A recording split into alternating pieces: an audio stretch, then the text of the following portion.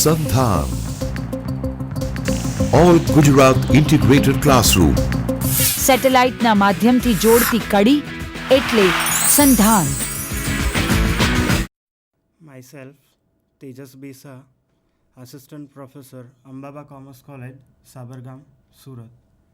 Myself, Mehul Shah, working as Assistant Professor in JJDSA Arts and HP Desai Commerce College, Amroli, Surat. Today, we both are going to discuss on interpretation and analysis through financial ratios. એટલે કે હિસાબી ગુણોત્તરોનું વિશ્લેષણ અને અર્થઘટન, આ બંને બાબતો વિશે આજે અમે અહીં ચર્ચા કરવાના છીએ. તો સૌ પ્રથમ તો આપણે આપણી જે ટોપિક પર ચર્ચા કરવાના છે તેની પૂર્વ ભૂમિકા જોઈશું. આપણી સ્ક્રીન પર આપ જોઈ શકશો. Ratio analysis is an important and powerful technique or method used for analysis of financial statements. Analysis and interpretation of various accounting ratios gives a better understanding of financial condition and performance of a firm. મિત્રો, આપણે જાણી શકશું કે કોઈપણ company જ્યારે નફાકારકતા કરતી હોય તો એના નાણાકીય પત્રકોનું વિશ્લેષણ કરવું ખૂબ જ જરૂરી બને છે અને વિશ્લેષણ માટેની એક ખૂબ જ અગત્યની પદ્ધતિ એ હિસાબી ગુણોત્તરો છે. જ્યારે પણ આપણે હિસાબી ગુણોત્તરોનો ઉપયોગ કરીએ છીએ ત્યારે આ ગુણોત્તરો દ્વારા જે વિશ્લેષણ કરીએ છીએ તેના પરથી આપણે ચોક્કસ તારણ કાઢી શકીએ છીએ કે કોઈ કંપની કેટલો નફો કરી રહી છે, કોઈ કંપની કેટલો ખોટ કરી રહી છે, કયા હદે કંપની રોકાણ પર વળતર ચૂકવે છે. આ દરેક વસ્તુનું નિરાકરણ કે દરેક વસ્તુનું એનાલિસિસ કર્યા પછી અર્થઘટન આપણે હિસાબી ગુણોત્તરો દ્વારા જ કરી શકીએ છીએ.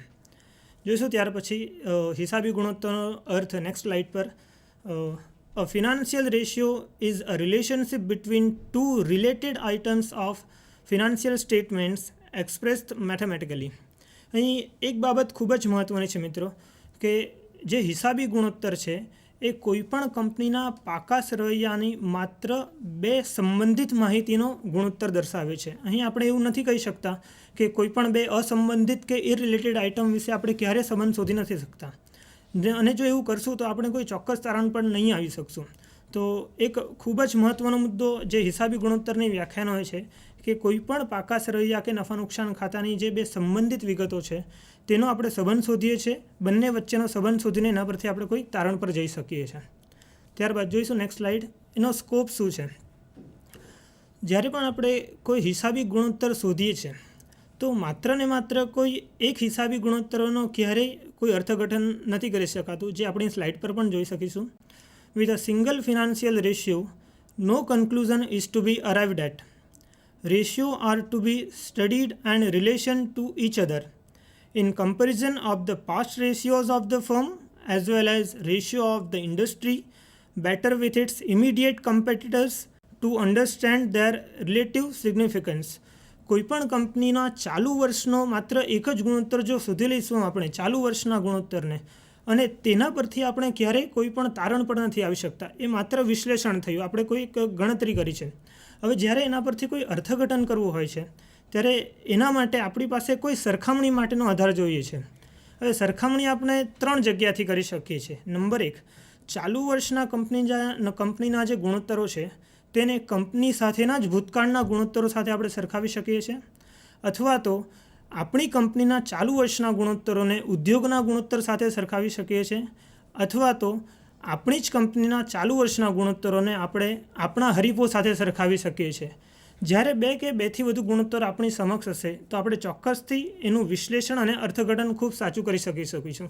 એટલે અહીં એવું ખાસ ધ્યાનમાં લેવું જરૂરી છે કે માત્ર કોઈ એક જ વર્ષના ગુણોત્તર શોધીને આપણે ક્યાંય એનું અર્થઘટન નથી કરી શકતા. આગળ જોઈશું આપણી સ્ક્રીન પર. તો મુખ્યત્વે આપણે મિનિંગ અને સ્કોપની જાણકારી મેળવ્યા પછી હવે ટાઈપ્સ ઓફ રેશિયોઝની વાત કરીએ. Types of ratio can be classified into 4 categories. Number 1, liquidity ratio. After that, leverage ratio. Number 3, activity ratio and profitability ratio. Screen ઉપર જે 4 તમે મિત્રો જોઈ રહ્યા છો કે 4 રીતે વર્ગીકરણ મુખ્યત્વે થઈ શકે. તો નંબર 1, લિક્વિડિટી રેશિયો. તો લિક્વિડિટી રેશિયો કોને કહી શકાય? Liquidity ratio is the short term measurement. After that, leverage ratio, we can find the capital structure of the company through the leverage ratio. After that activity ratio. Activity ratio it means કે company એના ફંડનું કેવી રીતે properly utilization કરી શકે, તો તે આપણે activity રેશિયોથી જાણકારી મેળવી શકીએ છીએ. અને લાસ્ટ વન પ્રોફિટેબિલિટી રેશિયો, એટલે કે કંપનીની નફાકારકતાની સ્થિતિ જે કંઈક જાણકારી મેળવવી હોય તો તેના માટે મેઝરમેન્ટ માપ છે પ્રોફિટેબિલિટી રેશિયો. તો ચારે ચાર મુખ્યત્વે 4 રીતે વર્ગીકરણ થઈ શકે. અન્ય રીતે પણ જે કંઈક વર્ગીકરણ થતા હોય તે આ મુખ્યત્વે 4 શીર્ષક હેઠળ આપણે એને આવરી શકીએ છીએ. ત્યાર પછી નેક્સ્ટ આપણે ફર્સ્ટ પોઈન્ટની જો વાત કરીએ, લિક્વિડિટી રેશિયો. યસ, અહીં જો તેજસ સર આપણે જોઈએ તો લિક્વિડિટી રેશિયો એ કંપનીની તરલતા દર્શાવે છે. કોઈપણ કંપની કેટલી નફાકારકતા કરી રહી છે એના કરતાં પણ કંપની બાહ્ય દેવા ચૂકવવા માટે કેટલી હદે સક્ષમ છે, કેવી રીતના એ પોતાના બાહ્ય દેવા કે લેણદારો કે ઉછીના નાણાં જે ટૂંક સમયના એણે ઉછીના લીધા હોય એ કેવી રીતના ચૂકવી શકે એની શક્તિ એ દર્શાવે છે. આ ગુણોત્તર દ્વારા કોઈપણ કંપનીની તરલતા કેટલી છે, લિક્વિડિટી કન્ડિશન કેટલી છે, કંપની કેટલી ઝડપથી ઉછીના નાણાં ચૂકવી શકે એ આપણે જાણી શકીએ છીએ. આપણે સ્ક્રીન પર પણ જોઈ શકીશું એને. Liquidity ratios are highly useful to creditors and commercial banks that provide short-term credit. Okay, એવી ઉછીની નાણાં એવા સમયના, જ્યાં આપણે અહીં શબ્દ યુઝ કર્યો છે શોર્ટ ટર્મ ક્રેડિટ, એટલે કે ટૂંકા ગાળાનું ધિરાણ. અહીં ટૂંકા ગાળાનું અર્થઘટન આપણે 1 વર્ષ કે તેથી ઓછા સમયગાળાનું કરશું. Short term refers to a period not exceeding 1 year. Liquidity ratios measures the firm's ability to meet current obligation. Company તેની વર્તમાન ચૂકવણીઓ ચૂકવવા માટે કેટલી હદે સક્ષમ છે તે આપણે આ ગુણોત્તરો દ્વારા જાણી શકીએ છીએ. હંમેશા કોઈપણ કંપની પાસે જે રોજિંદા વ્યવહારો માટે ખર્ચાની ચૂકવણી હોય છે એટલી રોકડ હાથ પર હોવી જોઈએ. દાખલા તરીકે લેણદારો પાસે આપણે ઉછીનો માલ સામાન ખરીદતા હોઈએ ઉધાર પર, સાખ પર, એવી જ રીતના ઉછીની મૂડી, ટૂંકા ગાળાની ઉછીની મૂડી લીધેલી હોય જેના પર આપણે વ્યાજ ચૂકવવાનું હોય છે. તો આ દરેક વસ્તુ કંપની કેટલી ઝડપથી અને કેટલી યોગ્ય રીતના સમયમર્યાદામાં ચૂકવી શકે છે તે આપણે આ લિક્વિડિટી રેશિયો દ્વારા જાણી શકશું. જોઈશું નેક્સ્ટ સ્લાઇડ આપણી. A firm should ensure that it does not suffer from lack of liquidity and also does not have excess of liquidity. આ મુદ્દો ઘણો જ મહત્ત્વનો છે મિત્રો.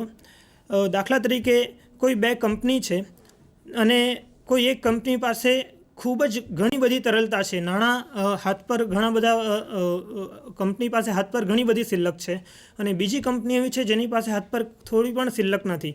આ બંને એક વિપરીત પરિસ્થિતિ છે અને બંને જ પરિસ્થિતિ અનિચ્છનીય છે. કારણ કે જે કંપની પાસે ખૂબ જ વધુ નાણાં છે તે એ નાણાંનો યોગ્ય ઉપયોગ નથી કરી શકતી અને યોગ્ય રીતના એનું રોકાણ નથી કરી શકતી. બીજી બાજુ જે કંપની પાસે નાણાકીય તરલતા ખૂબ જ ઓછી છે તેવી કંપનીઓને જ્યારે પણ દેવા ચૂકવવાના આવશે ત્યારે એ કંપની ખૂબ જ કપરી પરિસ્થિતિમાં મુકાશે, એની શાખ પણ જોખમાં હશે. તો અહીં આ બંને જ જે પરિસ્થિતિઓ છે, વધુ તરલતા અને ઓછી તરલતા, આ ખૂબ જ અયોગ્ય પરિસ્થિતિ છે.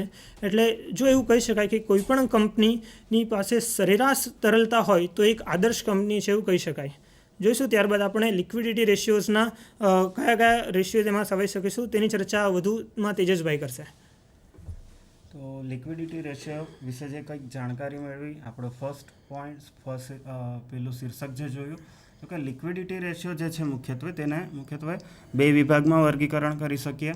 નંબર 1 કરંટ રેશિયો અને નંબર 2 લિક્વિડ રેશિયો. તો કે કરંટ રેશિયો કોને કહી શકાય અને લિક્વિડ રેશિયો કોને કહી શકાય?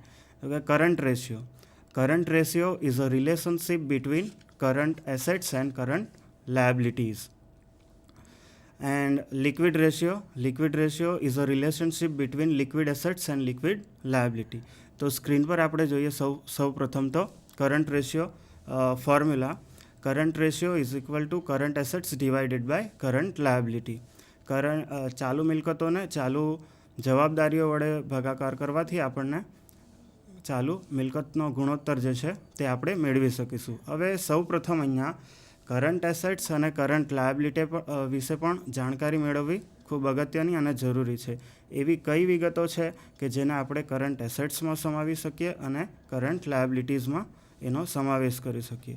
તો હવે તમે અહીંયા સ્લાઇડ ઉપર જોઈ શકશો કરંટ એસેટ્સ અને કરંટ લાયબિલિટીઝ વિશે વધુ ઉદાહરણ તો કે કરંટ એસેટ્સમાં ઉદાહરણ તમે જોઈ શકો છો સ્ક્રીન પર. કેશ ઇન હેન્ડ એટલે કે હાથ પર રોકડ હોય, કેશ એટ બેંક બેંકમાં જે કંઈક સિલક હોય, marketable securities short term investment ટૂંકા ગાળાના જે કંઈક રોકાણો છે, ટૂંકા ગાળાની આગળ જે વાત કરી એટલે કે વાર્ષિક કે 1 વર્ષથી ઓછી સમયગાળાની જે કંઈક આપણું ઇન્વેસ્ટમેન્ટ રોકાણ હોય તેને આપણે શોર્ટ ટર્મ ટૂંકા ગાળાનું રોકાણ કહી શકશું.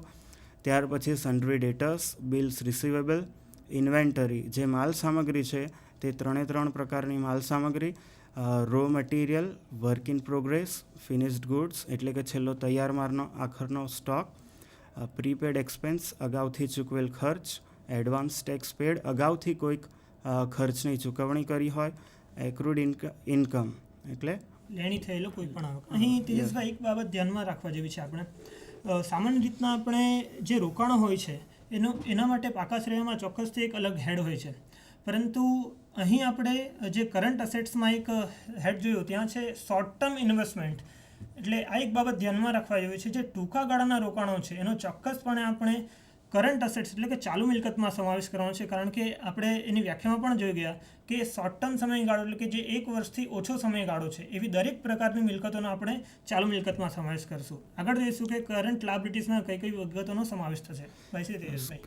સ્ક્રીન ઉપર ફરીથી તમે લાયબિલિટી જવાબદારી વિશે જોઈ શકો છો. તો કે જે રીતે આપણે ચાલુ મિલકતોની વાત કરી તો તે જ રીતે ચાલુ જવાબદારીના ઉદાહરણો તમે જોઈ શકો, જેમ કે sundry creditors, bills payable, bank overdraft, ત્યાર પછી આઉટસ્ટેન્ડિંગ એક્સપેન્સ કોઈ ચૂકવવાના બાકી ખર્ચા હોય, income tax payable income tax ચૂકવવાનો બાકી હોય તો તે એક પ્રકારની જવાબદારી બનશે અહીંયા ટૂંકા ગાળાની, અને ડિવિડન્ડ પેએબલ કોઈ કંપનીએ ચૂકવવાનું ડિવિડન્ડ હોય તો એ ચૂકવવાની ટૂંકા ગાળાની જવાબદારી છે. તો તે અહીં મિત્રો તમને ખ્યાલ આવ્યો હશે ચોક્કસથી કરંટ એસેટ્સ અને કરંટ લાયબિલિટી વિશે. તો હવે આ તરફ આગળ વધીએ. કરંટ એસેટ્સ પછી આપણે કરંટ લાયબિલિટી એ વિશેનો પોઈન્ટ જોયો, અને આગળ એથી વધુ વિશેષ શ્રી મેહુલભાઈ જણાવશે તમને. મિત્રો, આ થયું કે ચાલુ મિલકત અને ચાલુ દેવા આ બંનેનો ચાલુ ગુણોત્તરને આપણે ફક્ત હજુ સમજ્યો છે. હવે જે પણ ચાલુ ગુણોત્તરનો જવાબ આવશે એનું અર્થઘટન કેવી રીતના કરશું તો એ પણ સમજવું અહીં ખૂબ જરૂરી છે. સામાન્ય રીતના it is ideal condition that current ratio is 2:1 એટલે કે 1 રૂપિયાની ચાલુ જવાબદારીની સામે 2 રૂપિયાની જો ચાલુ મિલકત હોય તો કોઈપણ કંપનીની આદર્શ પરિસ્થિતિ ગણી શકાય છે, જે આપણે સ્ક્રીન પર જોઈ શકશો. As a conventional rule current ratio of 2:1 is considered satisfactory. The rule is based on the logic that in the worst condition, even if the value of current assets become half, the firm will be able to meet its obligation fully. એવી કપરી પરિસ્થિતિ હોય કે જ્યારે કંપનીની ચાલુ મિલકતોના ભાવ અડધા થઈ જાય તો પણ કંપનીની ચાલુ જવાબદારીને પહોંચી વળવા માટે સંપૂર્ણપણે સક્ષમ હશે. એટલે આ ચાલુ ગુણોત્તરનું અર્થઘટન છે. હવે સામાન્ય સંજોગોમાં આપણે જે 2:1નું આદર્શ પ્રમાણ કહ્યું હતું ત્યારે કેટલીક કંપનીઓમાં આ ગુણોત્તર 2:1થી વધુ પણ હોય છે અને કેટલીક કંપનીઓમાં 2:1થી ઓછો પણ હોય છે. તો સીધી રીતના આપણે એવું ચોક્કસ તારણ નથી કહી શકતા કે જેનો ગુણોત્તર સૌથી વધુ છે તેની કન્ડિશન સારી છે અને જેનો ગુણોત્તર નીચો છે કંપનીની તરલતા ઓછી છે.